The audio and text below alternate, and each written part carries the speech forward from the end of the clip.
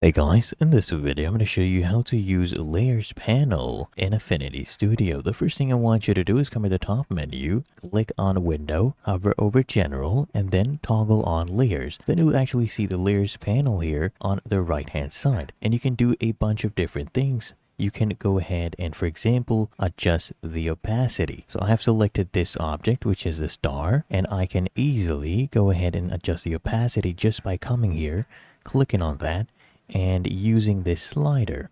Of course, you can type in the amount you want as well.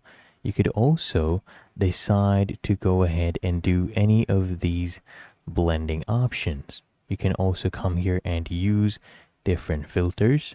You can also go ahead and group layers. So let's say I want this star to always move with this rounded rectangle.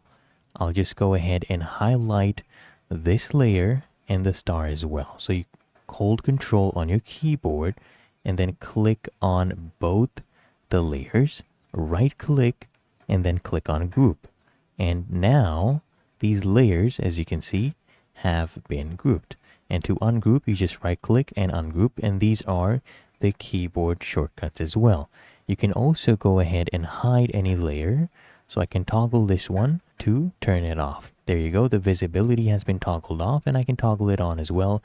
You can also go ahead and lock a layer. Just come here and toggle this lock. And now, as you can see, I cannot move the rectangle. I can only go ahead and move this star. The rectangle cannot be moved. And there you go. That is how to use Layers panel in Affinity Studio.